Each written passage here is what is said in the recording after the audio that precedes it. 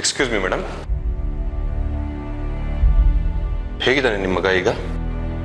He's okay now. ಚೇತರಿಸ್ಕೊ.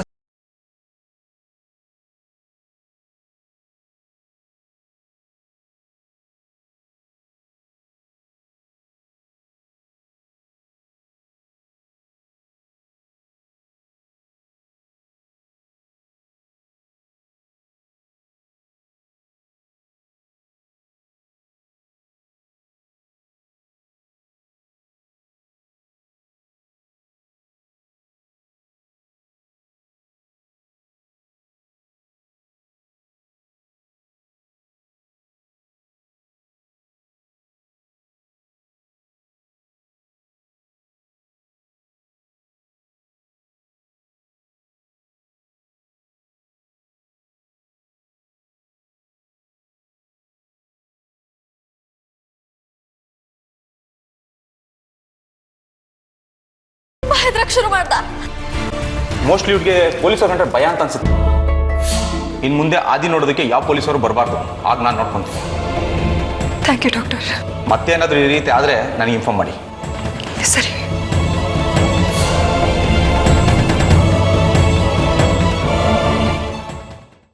Sir, ನೀವು ಆದಿತ್ಯನ ಮುಂದೆ ಇನ್ಮೇಲೆ ಹೋಗ್ಬೇಡಿ. ಅವ್ರು ಕಾಕಿ ನೋಡಿ ಎದುರ್ತಾ ಇದ್ದಾರೆ. ಅವ್ರ ಬಗ್ಗೆ ನಿಮ್ಗೆ ಏನು ಇನ್ಫಾರ್ಮೇಷನ್ ಬೇಕಿದ್ರು ನನ್ನನ್ನು ಕೇಳಿ. Okay sir. ಮೇಡಮ್, ನಾಳೆ ಆದಿತ್ಯನ ನೀವು ಡಿಸ್ಟರ್ಬ್ ಮಾಡ್ಕೊಂಡು ಕರ್ಕೊಂಡು ಹೋಗ್ಬೋದು. ಆದರೆ ಅವನ್ನ ಪ್ರತಿದಿನ ಇಲ್ಲಿ ಕರ್ಕೊಂಡ್ಬಂದು ಫಿಸಿಯೋಥೆರಪಿ ಮಾಡಿಸ್ಬೇಕಾಗತ್ತೆ. ಅವ್ರನ್ನಾಗೆಲ್ಲ ಮನೆಗೆ ಕಳ್ಸೋಕ್ಕಾಗಲ್ಲ ಸರ್. ಅವನಿಗೆ ಆಂಟಿಸಿಪೇಟರಿ ಬೇಲ್ ಸಿಕ್ಕಿದೆ.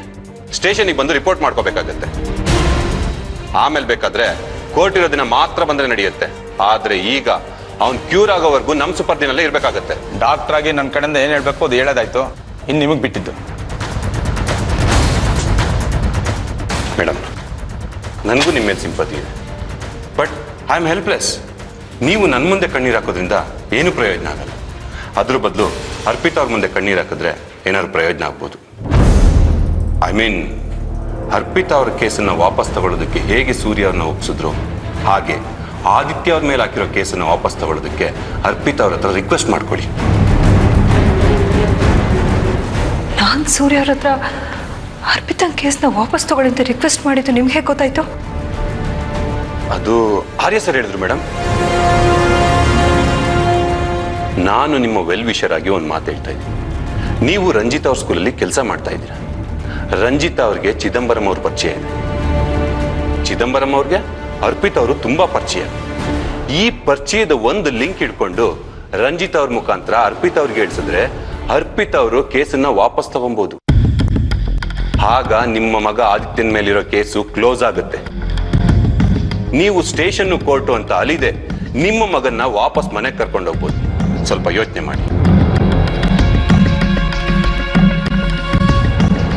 ಅಮ್ಮ, ನೀವೇನು ಯೋಚನೆ ಮಾಡಬೇಡಿ.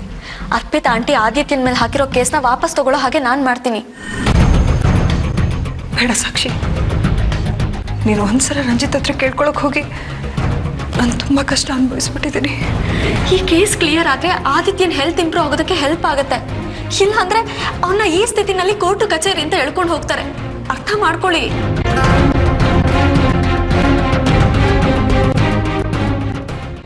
ಹೇಳಿ ಗಾಯತ್ರಿ ಅವ್ರೆ. ಹೇಗಿದ ನಮ್ಮ ಮೊಮ್ಮಗ? ಚೇತರಿಸ್ಕೊಂಡ? ಇನ್ನೂ ಇಲ್ಲ ಗಾಯತ್ರಿ ಅವ್ರೆ. ಅವನನ್ನ ನೋಡಿದ್ರೆ ನನಗೆ ಸಂಕಟ ಆಗುತ್ತೆ. ಮಿಂಚಿನ ತರ ಓಡಾಡ್ಕೊಂಡಿದ್ದ ನನ್ನ ಮೊಮ್ಮಗ ಈಗ ನಿಶ್ಚಲವಾಗಿ ಹಾಸಿಗೆ ಮೇಲೆ ಮಲ್ಕೊಂಡ್ಬಿಟ್ಟಿದ್ದಾನೆ. ನನ್ನ ಮನ್ಸಿಗೆ ಬೆಂಕಿ ಬಿದ್ದಂಗ ಆಗುತ್ತೆ ಅವನನ್ನ ನೋಡಿದ್ರೆ. ಅರ್ಥ ಆಗತ್ತೆ. ಆರ್ತಿ ಹತ್ರ ಮಾತಾಡ್ಬೇಕು ಅಂತ ಫೋನ್ ಮಾಡಿದ್ರಾ? ಅವಳಿಲ್ಲ ಗಾಯತ್ರಿ ಅವ್ರೆ. ಇಲ್ಲ, ನಾನು ನಿಮ್ಮ ಹತ್ರನೇ ಮಾತಾಡೋಣ ಅಂತ ಫೋನ್ ಮಾಡಿದೆ. ಹೇಳಿ. ಸಾಕ್ಷಿಗೆ ಒಂದು ಹುಡುಗನ್ ನೋಡಿದ್ದೆ ಅಂತ ಹೇಳಿದ್ವಿ, ನೆನ್ಪಿದ್ಯಾ? ಹಾ, ನೆನ್ಪಿದೆ. ಅವ್ರು ಈಗ ತಾನೇ ಫೋನ್ ಮಾಡಿದ್ರು. ಸಾಕ್ಷಿ ಅವ್ರ ಮನೇಲಿರೋರ್ಗೆಲ್ಲರಿಗೂ ಇಷ್ಟ ಆದ್ಲಂತೆ. ನಿಶ್ಚಿತಾರ್ಥ ಯಾವಾಗ ಇಟ್ಕೊಳ್ಳೋಣ ಅಂತ ಕೇಳಿದ್ರು. ಒಳ್ಳೆ ಸಂಬಂಧ, ಬಿಟ್ಟರೆ ತಪ್ಪೋಗುತ್ತೇನೋ ಅಂತ ಅನಿಸ್ತಾ ಇದೆ ಶೋಭಾ ಅವರೇ. ಯಾಕೆ ಬಿಡ್ತೀರಾ? ಒಳ್ಳೆ ಸಂಬಂಧ ಅಂತ ಬೇರೆ ಹೇಳ್ತಾ ಇದ್ದೀರಾ. ಆದಷ್ಟು ಬೇಗ ನಿಶ್ಚಿತಾರ್ಥ ಮಾಡಿ ಮುಗಿಸ್ಬಿಡಿ. ಸಾಕ್ಷಿ ಲೈಫು ಸೆಟ್ಲ್ ಆಗುತ್ತೆ. ನನಗೂ ಹಾಗೆ ಅನಿಸ್ತಿದೆ. ಆದ್ರೆ ಯಾಕೋ ಈ ನಿಶ್ಚಿತಾರ್ಥ ನಡೆಯುತ್ತೋ ಇಲ್ವೋ ಅಂತ ಡೌಟ್ ಆಗಿದೆ. ಯಾಕೆ? ಸಾಕ್ಷಿ ಒಪ್ಕೊಳ್ಳಲ್ಲ ಅಂತ ಯೋಚನೆ ಮಾಡ್ತಾ ಇದ್ದೀರಾ? ಸಾಕ್ಷಿ ಬಗ್ಗೆ ಏನು ಯೋಚನೆ ಇಲ್ಲ, ಆದ್ರೆ ಸೂರ್ಯ ಈ ನಿಶ್ಚಿತಾರ್ಥ ಮಾಡೋದೋ ಬೇಡವೋ ಅಂತ ಯೋಚನೆ ಮಾಡ್ತಾ ಇದ್ದಾನೆ. ಯಾಕೆ? ಆದಿಗೆ ಹೀಗಾಗಿದೆಯಲ್ಲ ಅಂತ ಸೂರ್ಯ ತುಂಬಾ ಅಪ್ಸೆಟ್ ಆಗಿದ್ದಾನೆ. ಅಲ್ಲ ಆರ್ತಿ, ಊಟ ನಿದ್ದೆ ಬಿಟ್ಟು 3 ಹೊತ್ತು ಆಸ್ಪತ್ರೆಯಲ್ಲಿ ಆದಿ ಜೊತೆ ಇರ್ತಾಳೆ. ಇಂಥ ಟೈಮಲ್ಲಿ ನಿಶ್ಚಿತಾರ್ಥ ಇಟ್ಕೊಂಡ್ರೆ ಆರ್ತಿ ಹೇಗೆ ರಿಯಾಕ್ಟ್ ಮಾಡ್ತಾಳೋ ಅಂತ ಸೂರ್ಯನ್ಗೆ ಯೋಚನೆ ಆಗಿದೆ. ಸೂರ್ಯ ಅವ್ರು ಹೇಳ್ತಿರೋದು ಸರಿಯಾಗೇ ಇದೆ ಗಾಯತ್ರಿ ಅವರೇ. ಮಗ ಆಸ್ಪತ್ರೆಯಲ್ಲಿರುವಾಗ ಯಾವ ತಾಯಿ ತಾನೇ ಮಗಳ ಮದುವೆ ಸಂಭ್ರಮದಲ್ಲಿ ಭಾಗವಹಿಸ್ತಾಳೆ ಹೇಳಿ? ಆದಿ ಮೊದಲಿನಾಗ ಆಗೋವರೆಗೂ ಆರ್ತಿ ಇದಕ್ಕೆಲ್ಲ ಒಪ್ಪಲ್ಲ ಅಂತ ಅನ್ಸತ್ತೆ. ನನಗೂ ಅದೇ ಯೋಚನೆ ಆಗಿದೆ. ಆರ್ತಿಯಿಂದಾಗಿ ಸಾಕ್ಷಿ ಮದುವೆ ತಪ್ಪೋಯ್ತು ಅಂತ ಜನ ಮಾತಾಡ್ಕೋಬಾರ್ದು. ಹಿಂದೆನೂ ಹೀಗೆ ಆಗಿತ್ತು. ಆರ್ತಿ ಯಾವ ತಪ್ಪು ಮಾಡದೇ ಇದ್ರು ಅವಳ ಮೇಲೆ ಆಪಾದನೆ ಬಂದ್ಬಿಟ್ಟಿತ್ತು. ಈಗಲೂ ಹೀಗೆ ಆಗ್ಬಿಡುತ್ತೇನೋ ಅಂತ ಯೋಚನೆ ಆಗಿದೆ. ಈಗ ನನ್ಗೇನ್ ಮಾಡು ಅಂತೀರಾ ಗಾಯತ್ರಿ ಅವರೇ? ನೀವೊಂದ್ಸತಿ ಆರ್ತಿ ಹತ್ರ ಮಾತಾಡ್ತೀರಾ? ಈಗ ನಿಶ್ಚಿತಾರ್ಥ ಮಾತ್ರ ಮಾಡೋಣ, ಮದುವೆ ಆದಿ ಹುಷಾರಾದ್ಮೇಲೆ ಮಾಡೋಣ. ಇದಕ್ಕೆ ಆರ್ತಿ ಒಪ್ಕೊಂಡ್ರೆ ಸರಿ, ಇಲ್ಲಾಂದ್ರೆ ದೈವೇಚ್ಛೆ. ನಾನೇನಾದ್ರೂ ಸಾಕ್ಷಿ ಮದ್ವೆ ವಿಷಯ ಆರ್ತಿ ಹತ್ರ ಮಾತಾಡಿದ್ರೆ ಅವಳು ಏನ್ ಅನ್ಕೋಬಹುದು? ಯಾರಿಗೂ ನನ್ನ ಬಗ್ಗೆ ಯೋಚನೆ ಇಲ್ಲ, ಎಲ್ಲರೂ ಅವ್ರವ್ರ ಸಂತೋಷದ ಬಗ್ಗೆ ಯೋಚನೆ ಮಾಡ್ತಿದ್ದಾರೆ ಅಂತ. ಅದಕ್ಕೆ ನೀವೊಂದು ಕೆಲಸ ಮಾಡಿ, ಆರ್ತಿನ ನಿಮ್ಮ ಮನೆಗೆ ಕರ್ಕೊಂಡು ಹೋಗಿ.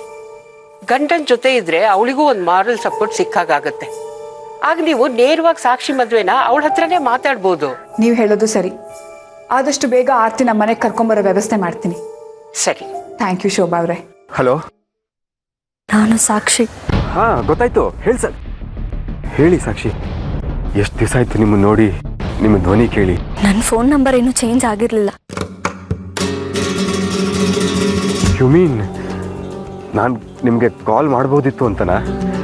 ನಾನು ತುಂಬ ಸಲ ಅನ್ಕೊಂಡೆ ಸಾಕ್ಷಿ, ಆದರೆ ಯಾಕೋ ಧೈರ್ಯ ಸಾಕಾಗಿಲ್ಲ. ನೀವು ಬೇರೆ ಇವಾಗ ತಾನೇ ಸುಧಾರಿಸ್ಕೊತಾ ಇದ್ದೀರಾ, ಮತ್ತೆ ನನ್ನಿಂದ ಅಪ್ಸೆಟ್ ಆಗೋದು ಬೇಡ ಅಂತ ಸುಮ್ಮನಾಗ್ಬಿಟ್ಟೆ. ಸುಮ್ಮನಾಗದೆ ಏನು ಮಾಡ್ತೀರಾ? ಬೇಕಾದದನ್ನು ಪಡ್ಕೊಂಡ್ಮೇಲೆ ಬೇಡವಾದವಳಿಂದ ಮುಕ್ತಿ ಸಿಕ್ತು ಅಂತ ನಿರಾಳವಾಗಿರ್ತೀರಾ. ನೀವು ನನ್ನ ತಪ್ಪು ತಿಳ್ಕೊಂಡಿದ್ದೀರಾ ಸಾಕ್ಷಿ. ನೀವು ನನ್ನಿಂದ ದೂರ ಆದಮೇಲೆ ಒಂದು ದಿವಸ ಕೂಡ ನಾನು ನೆಮ್ಮದಿ ಆಗಿಲ್ಲ. I missing you so much, really. ನಿಮ್ಮ ನೆನಪಾದಾಗಲೆಲ್ಲ ನಾವಿಬ್ಬರು ಮೀಟ್ ಮಾಡ್ತಿದ್ವಲ್ಲ ಪಾರ್ಕ್, ಅಲ್ಲೋಗಿ ಕೂರ್ತೀನಿ.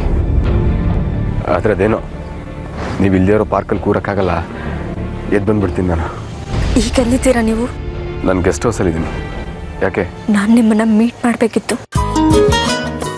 ಹಲೋ ಹಲೋ, ಲೈನ್ನಲ್ಲಿದ್ದೀರಾ? ಹಾಂ ಹಾಂ ಹಾಂ ಹಾಂ ಇದ್ದೀನಿ. ಅದು ಇನ್ನು ಲೈಫಲ್ಲಿ ನೀವು ನನ್ನ ಮಾತೇ ಆಡ್ಸಲ್ವೇನೋ ಅಂತ ಅಂದ್ಕೊಂಡಿದ್ದೆ. ಇವಾಗ ನೀವೇ ಕಾಲ್ ಮಾಡಿ ಮೀಟ್ ಮಾಡಬೇಕು ಅಂತ ಹೇಳ್ತಾ ಇದ್ದೀರಲ್ಲ, ತುಂಬ ಖುಷಿ ಆಗ್ತಿದೆ ನನಗೆ. ಇದೇನು ಕನಸೋ ನನಸೋ ಗೊತ್ತಾಗದೆ ಫ್ರೀಸ್ ಆಗಿಬಿಟ್ಟಿದ್ದೆ ನಾನು. ನಾನು ಕೇಳಿದ್ದಕ್ಕೆ ಉತ್ತರ ಬರಲಿಲ್ಲ. ನಾನು ನಿಮ್ಮನ್ನ ಮೀಟ್ ಮಾಡಬೇಕು ಅಂದೆ, ಸಿಗ್ತೀರಾ? ಹಾಂ, ಎನಿ ಟೈಮ್ ಸಾಕ್ಷಿ, ನಿಮಗೋಸ್ಕರ ನಾನು ಕಾಯ್ತಾ ಇರ್ತೀನಿ. ನಮ್ಮ ಗೆಸ್ಟ್ ಹೌಸಿಗೆ ಬಂದುಬಿಡಿ. ನೋ, ಅಲ್ಲಿಗೆ ಬರೋದಕ್ಕೆ ನನ್ನಿಂದ ಸಾಧ್ಯ ಇಲ್ಲ. ಅಲ್ಲ ಸಾಕ್ಷಿ, ಅಲ್ಲಿ ಆರಾಮಾಗಿ ಮಾತಾಡ್ಬೋದು ಅಂತ ಹೇಳಿದೆ ಅಷ್ಟೇ. ನೋ, ಗೆಸ್ಟ್ ಹೌಸಿಗೆ ಮಾತ್ರ ನಾನು ಬರೋದಿಲ್ಲ. ಅರ್ಥ ಆಯಿತು, ಐ ಆಮ್ ಸಾರಿ. ಹಾಗಾದರೆ ನಮ್ಮ ಸ್ಕೂಲ್ ಹತ್ರ ಬರ್ಬೋದಾ? ಅಲ್ಲೂ ಬೇಡ. ಯಾವುದಾದ್ರೂ ಕಾಫಿ ಶಾಪ್? ಬೇಡ. ಹಾಗಾದರೆ ಎಲ್ಲಿ ಮೀಟ್ ಮಾಡಬೇಕು ಅಂತ ನೀವೇ ಹೇಳಿ. ನಾವು ಮೀಟ್ ಮಾಡ್ತಾ ಇದ್ವಲ್ಲ, ಅದೇ ಪಾರ್ಕ್ಗೆ ಬನ್ನಿ. ಶ್ಯೂರ್. ಎಷ್ಟೊತ್ತು ಬರಲಿ? ಈಗಲೇ ಬರ್ಬೋದಾ? ಶ್ಯೂರ್ ಶ್ಯೂರ್ ಸಾಕ್ಷಿ, ಖಂಡಿತ ಬರ್ತೀನಿ. ಓಕೆ.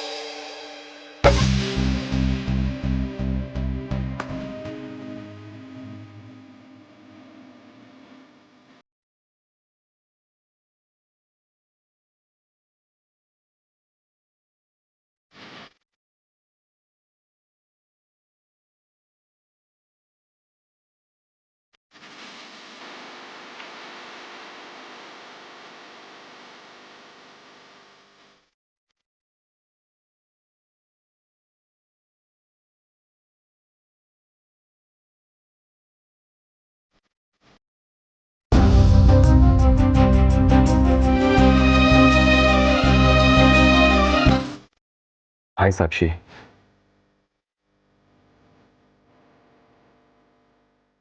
ನೀವು ಬರ್ತೀರಾ ಅಂತ ಖಂಡಿತ ಅಂದ್ಕೊಂಡಿರಲಿಲ್ಲ ನಾನು. I really so happy. ತಗೊಳ್ಳಿ ಪ್ಲೀಸ್. ನೋಡಿ, ನಿಮ್ಮನ್ನ ಮತ್ತೆ ನೋಡಬೇಕು ಅನ್ನೋ ಆಸೆ ಖಂಡಿತ ನನಗಿರ್ಲಿಲ್ಲ. ಆದರೆ ನಿಮ್ಮನ್ನು ಮೀಟ್ ಮಾಡಲೇಬೇಕು ಅನ್ನೋ ಅನಿವಾರ್ಯ ಆಯಿತು. ಅದಕ್ಕೆ ವಿಧಿ ಇಲ್ಲದೆ ಬಂದೆ. ನಿಮ್ಗೆ ಯಾಕೆ ನನ್ನ ಮೇಲೆ ಇಷ್ಟೊಂದು ಕೋಪ? ನಮ್ಮ ತಾಯಿ ಅವತ್ತು ನಿಮ್ಮ ಮನೆಗೆ ಮದುವೆ ವಿಷಯ ಮಾತಾಡೋದಕ್ಕೆ ಬಂದಾಗಲೂ ನೀವು ಅವ್ರನ್ನ ಸರಿಯಾಗಿ ಮಾತಾಡಿಸ್ಲಿಲ್ವಂತೆ. ಯಾಕೆ? ನಾನು ಯಾಕೆ ಹಾಗೆ ನಡ್ಕೊಂಡೆ ಅಂತ ಗೊತ್ತೇ ಇಲ್ವಾ ನಿಮಗೆ? ನೀವು ನನ್ನ ಜೊತೆ ನಡ್ಕೊಂಡಿರೋ ರೀತಿಗೆ ಬೇರೆ ಯಾರಾದ್ರೂ ಆಗಿದ್ದಿದ್ರೆ ಇಷ್ಟು ಅಸಹ್ಯವಾಗಿ ನಡ್ಕೊಂಡಿದ್ದೀರಾ. ಒಬ್ಬ ಒಳ್ಳೆ ಮನುಷ್ಯ ಅಂತ ನಂಬಿ ನಿಮ್ ಗೆಸ್ಟ್ ಹೌಸ್ಗೆ ಬಂದೆ. ಆದ್ರೆ ನೀವು ನನ್ನ ಜೊತೆ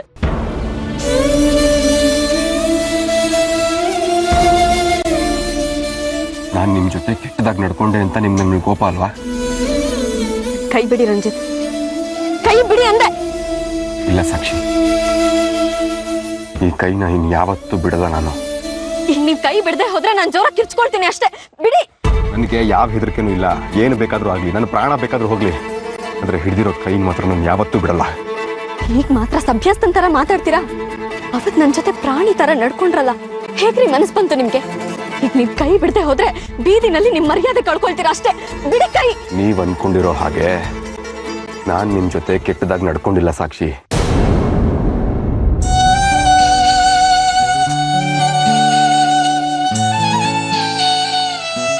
ಏನಂದ್ರಿ? ನಿಮ್ಮ ಜೊತೆ ಕೆಟ್ಟದಾಗಿ ನಡ್ಕೊಂಡಿಲ್ಲ ಅಂತ ಹೇಳಿದೆ. ಸುಳ್ಳು ಹೇಳ್ಬೇಡಿ.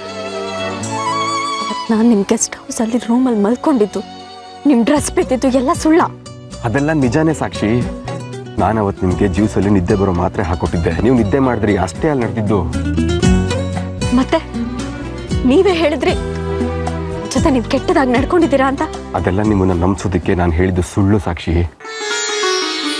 ನನ್ನ ಹೆತ್ತ ತಾಯಿ ಮೇಲೆ ಆಣೆ ಮಾಡಿ ಹೇಳ್ತಾ ಇದ್ದೀನಿ, ನಾನು ಅವತ್ತು ನಿಮ್ಮ ಜೊತೆ ಆ ಥರ ನಡ್ಕೊಂಡಿಲ್ಲ. ನನ್ನ ನಂಬಿ ಪ್ಲೀಸ್. ಇಲ್ಲ, ನನ್ನ ನಂಬಿಸೋದಕ್ಕೆ ಮತ್ತೆ ಸುಳ್ಳು ಹೇಳ್ತಾ ಇದ್ದೀರಾ. ಬಿಡಿ ಕೈನ. ಪ್ಲೀಸ್ ಸಾಕ್ಷಿ, ನನ್ನ ಮಾತು ಕೇಳು.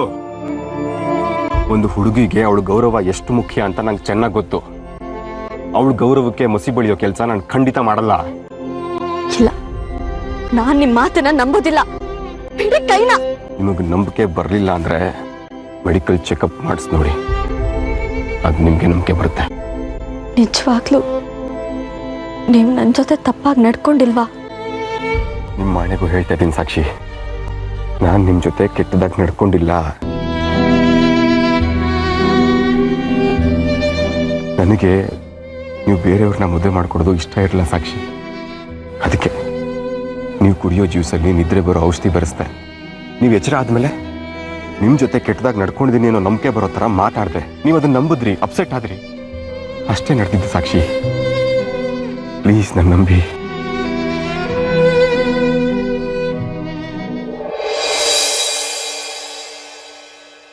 I love you so much.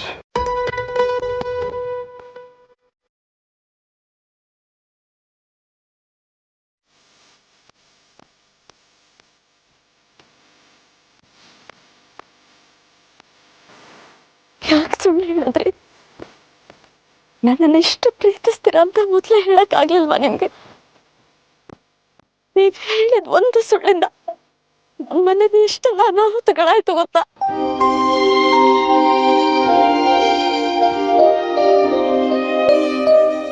I'm sorry ಸಾಕ್ಷಿ.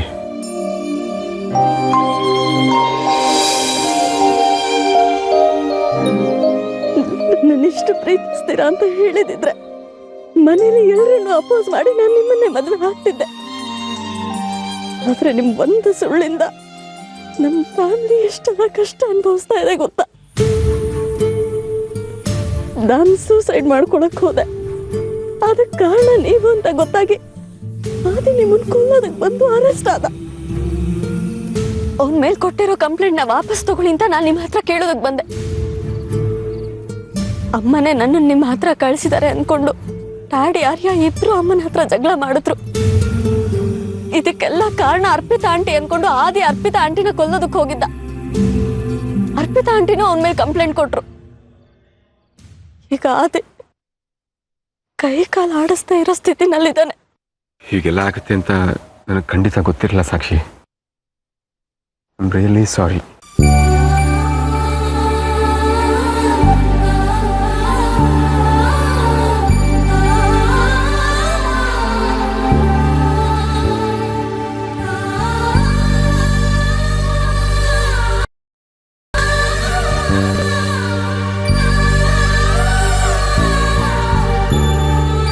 ಎಲ್ಲರೇ ಇದ್ದೀರಾ? ಒಬ್ಬ ಇಂಪಾರ್ಟೆಂಟ್ ಕ್ರಿಮಿನಲ್ನ ಅರೆಸ್ಟ್ ಮಾಡಕ್ಕೆ ಹೋಗ್ತಿದ್ದೀನಿ ಸರ್. ಅರೆಸ್ಟ್ ಮಾಡಿದ್ಮೇಲೆ ನಾನೇ ನಿಮಗೆ ಫೋನ್ ಮಾಡೋಣ ಅಂತಿದ್ದೆ, ಅಷ್ಟರಲ್ಲಿ ನೀವೇ. ರಂಜಿತ್ನ ಅರೆಸ್ಟ್ ಮಾಡಕ್ಕೆ ಹೋಗ್ತಾ ಇದ್ದೀರಿ ತಾನೆ? ಸರ್ ಅದು ನಿಮಗೆ ಹೇಗೆ ಗೊತ್ತಾಯ್ತು? ಯಾವ ಬೇಸಿಸ್ ಮೇಲೆ ಅರೆಸ್ಟ್ ಮಾಡ್ತಾ ಇದ್ದೀರಾ ಅವನ್ನ? ರಂಜಿತ್ ಚೇಳ ಬಂಡೆರಾಮ ಇದ್ದಾನಲ್ಲ ಸರ್, ಅವನ್ನ ಅರೆಸ್ಟ್ ಮಾಡಿ ನಾನು ಚೆನ್ನಾಗಿ ಬೆಂಡೆತ್ತಿದ್ದೀನಿ. ಅವ್ನು ಕನ್ಫೆಸ್ ಮಾಡಿದ್ದಾನೆ ನನ್ನ ಮೇಲೆ ಆಕ್ಸಿಡೆಂಟ್ ಮಾಡಕ್ಕೆ ಪ್ರಯತ್ನ ಪಟ್ಟಿದ್ದು ಆ ರಂಜಿತ್ತೆ ಅಂತ. ಅದಕ್ಕೆ ಅರೆಸ್ಟ್ ಮಾಡಕ್ಕೆ ಹೊರಟಿದ್ದೀನಿ. ಆರ್ಯ, ಆ ಬಂಡೆರಾಮಗೆ ಹಾಗೆ ಟಾರ್ಚರ್ ಕೊಟ್ಟು ಬಲವಂತವಾಗಿ ರಂಜಿತ್ ಹೆಸರು ಹೇಳ್ಸಿದಿರಲ್ಲ, are you lost your mind? ಇಲ್ಲ ಸರ್. ಸುಳ್ಳು ಹೇಳಬೇಡಿ. ನನಗೆ ವಿಷಯ ಗೊತ್ತಾಗಿದೆ. ನೀವು ಬಲವಂತವಾಗಿ ಹೊಡೆದು ಬಡ್ದು ಮಾಡಿ ಕನ್ಫ್ಯೂಷನ್ ತಗೊಂಡಿದ್ದೀರಾ. ಬಲವಂತಾಗಿ ಏನೂ ತಗೊಂಡಿಲ್ಲ ಸರ್. ಬೇರೆ ಕ್ರಿಮಿನಲ್ಸ್ ಹೇಗೆ ವಿಚಾರಿಸಿದ್ನೋ ಹಾಗೆ ವಿಚಾರಿಸಿದೆ, ಆದರೆ ಅವ್ನು ಬಾಯಿ ಬಿಡಲಿಲ್ಲ. ಅದಕ್ಕೆ ಸ್ವಲ್ಪ ಟಫ್ ಆಗಿ ಇಂಟ್ರೋಗೇಟ್ ಮಾಡಿದೆ ಅಷ್ಟೇ ಸರ್. ರೇ, ನಿಮ್ಮ ಫ್ಯಾಮಿಲಿಗೆ ರಂಜಿತ್ ಮೇಲೆ ಗ್ರಜ್ಜಿದೆ ಅಂತ ಅದನ್ನ ಈ ರೀತಿ ತೋರಿಸೋದಾ? ಇಲ್ಲ ಸರ್, ಈ ಕೇಸ್ನ ನಾನು ಪರ್ಸನಲ್ ಆಗಿ ತಗೊಳ್ತಿಲ್ಲ. ನನಗೆ ಆಕ್ಸಿಡೆಂಟ್ ಮಾಡಿಸಿದ ಬಂಡೆರಾಮನೇ ಸರ್. ಇದು ನಿಮಗೂ ಗೊತ್ತಿದೆ, ಆದರೆ ಪ್ರೂವ್ ಮಾಡೋಕ್ಕಾಗಿರ್ಲಿಲ್ಲ ಅಷ್ಟೇ. ಅನುಮಾನದ ಮೇಲೆ ಯಾರನ್ನಾದ್ರೂ ಅರೆಸ್ಟ್ ಮಾಡಿ ಶಿಕ್ಷೆ ಕೊಡು ಹಾಕಿದ್ರೆ ನಾವು ಈ ರೀತಿ ಇರ್ತಾ ಇರ್ಲಿಲ್ಲ. ಕಾಡ್ ಮನುಷ್ಯ ತರ ಇರ್ತಾ ಇದ್ವಿ. ಇಲ್ಲಿ ಒಂದು ವ್ಯವಸ್ಥೆ ಇದೆ, ಒಂದು ರೀತಿ ನೀತಿ ಇದೆ, ಅದ್ರ ಪ್ರಕಾರ ನಾವು ನಡ್ಕೋಬೇಕು. ಒಬ್ಬ ಮನುಷ್ಯ ತಪ್ಪು ಮಾಡಿದೆ ಅಂತ ಅನ್ಸಿದ್ರೆ ಮೊದಲು ನೀವು ಕಾನೂನು ಪ್ರಕಾರ ಅದನ್ನು ಸಾಬೀತು ಮಾಡಬೇಕು. ಆಗ ಮಾತ್ರ ಶಿಕ್ಷೆ ಕೊಡೋಕೆ ಸಾಧ್ಯ. ಅದನ್ನ ಬಿಟ್ಟು ನಿಮ್ಮತ್ತಿಗೆ ನೀವೇ ಶಿಕ್ಷೆ ಕೊಡೋಕೆ ನಿಂತ್ಬಿಟ್ರೆ? ಹಾಗೇನು ಮಾಡಿಲ್ಲ ಸರ್. ಯೂಶುವಲ್ ಆಗಿ ಬೇರೆ ಕ್ರಿಮಿನಲ್ಸ್ ಹೇಗೆ ಇನ್ವೆಸ್ಟಿಗೇಟ್ ಮಾಡ್ತೀನೋ ಹಾಗೆ ಇನ್ವೆಸ್ಟಿಗೇಟ್ ಮಾಡಿದೆ. Shut up! ನೀವು ಬಂಡೆರಾಮಗೆ ಇರಿಟೇಟ್ ಮಾಡಿದ್ದೀರ ಅಂತ ಹ್ಯೂಮನ್ ರೈಟ್ಸ್ ಕಮಿಷನ್ಗೆ ಕಂಪ್ಲೇಂಟ್ ಹೋಗಿದೆ. ನಾನೀಗ ನಿಮ್ಮ ಮೇಲೆ ಆಕ್ಷನ್ ತಗೋಬೇಕು ಅಂತ ನನ್ನ ಮೇಲೆ ಸಿಕ್ಕಾಪಟ್ಟೆ ಪ್ರೆಷರ್ ಇದೆ. ಸರ್ ಪ್ಲೀಸ್, ನಂದೇನು ತಪ್ಪಿಲ್ಲ ಅಂತ ನಿಮಗೆ ಗೊತ್ತಿದೆ. ಆ ಬಂಡೆರಾಮ ಒಬ್ಬ ರೌಡಿ ಶೀಟರ್, ರಂಜಿತ್ಗೋಸ್ಕರ ಕೆಲಸ ಮಾಡ್ತಿದ್ದಾನೆ ಸರ್. ನಾನೀಗ ಅದನ್ನೆಲ್ಲ ಯೋಚನೆ ಮಾಡೋಕ್ಕಾಗಲ್ಲ. ಹ್ಯೂಮನ್ ರೈಟ್ಸ್ ಕೊಟ್ಟಿರೋ ರಿಪೋರ್ಟ್ ಆಧಾರದ ಮೇಲೆ ನಿಮ್ಮನ್ನ ಸಸ್ಪೆಂಡ್ ಮಾಡ್ತಾ ಇದ್ದೀನಿ. Sir hello sir.